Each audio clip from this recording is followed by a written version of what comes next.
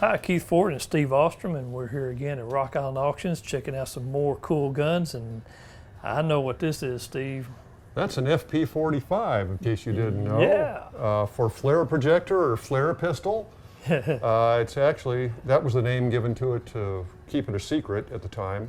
This is a Liberator pistol, 45 caliber, single shot repeater, sort of, kinda. Yeah, single shot, yeah. It's a pot metal wonder is what it is. It's made of sheet metal. These things cost a grand total of $2.10 back in 1942 to produce. It looks like it too. Yeah, it does. It was only meant to hold together for a few firings. You were supposed to kill an enemy soldier with it and take their weapon and leave this lying on the ground for somebody to find, else, I guess. Yeah. It came with an instruction sheet that showed you how to operate the gun. Basically, what you did was you would pull the cocking piece back and over to the side like this. This is a guide rod here. This is the firing pin in the middle here. Then you lift the breech piece up like this. It snaps up. You load one 45 ACP cartridge in there. Put this back down. Rotate this back over. It's in the cock position. Now it's ready to fire, and I'll lower that down gently because I think that cocking piece is just pot metal. It'll fall apart in a minute. These were dropped behind enemy lines, or supposed to be dropped by enemy lines anyway, behind enemy lines. I understand the French Resistance used some of these. And in China or someplace they yeah, Pacific Theater, yeah. Yeah, they actually the OSS distributed some of these. What they did was they made a huge number of these, and when they offered them to the European theater, Eisenhower looked at them and said, well, I don't know.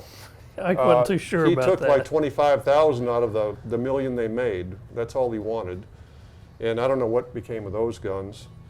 And then I think they tried to pawn them off on the Pacific Theater, and MacArthur was indifferent. Yeah. And a lot of these guns got dumped, but before they did, the OSS got wind of it, and of all people, Wild Bill Donovan said, I'll take some. Yep. And I think that's where most of these got dispersed, actually, among resistance fighters and what have you, because you know, this was better than nothing, and a lot of times they had nothing. So really an interesting piece of history. These things go for a lot more than $2.10 now. General Motors made them. Yeah, guide lamp. Guide lamp, that was their division. One of their engineers from Inland, the same people that made the carbines, designed this thing. And they went from design concept to end of production in 6 months. That's quick turnaround. They cranked every one of these out in 6 months. They were put in a cardboard box with a dowel, basically, to poke out your empty, because there's no extractor or ejector here. You just poked it out manually. And some ammo, and then a cardboard box that they dipped in paraffin. I mean, they weren't going to put any more money in this than they had to. It was just the basic, get it there. And a lot of these got dumped in the ocean when they decided they weren't going to do anything with them.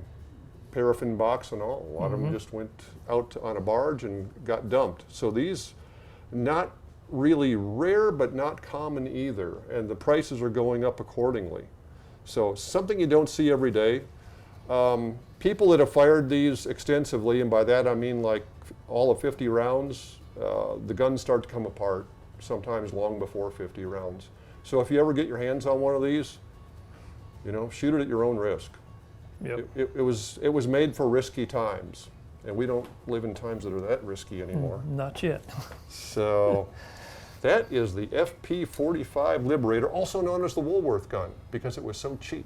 It's like it was bought in a dime store.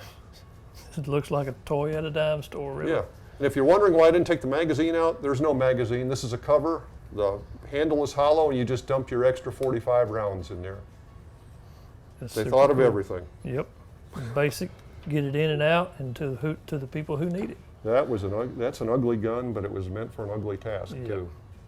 So that's the Liberator. Cool. Folks, thanks for watching. If you've got any questions or comments, be sure and drop us a line. And while you're at it, hit that like and subscribe. We'd like to thank Rock Island Auctions for having us out to look at this Liberator as well as the rest of the firearms that they have here. And be sure to check out Rock Island Auctions online too. Thanks for watching. Be sure to tune in again whenever we bring another gun From the vault.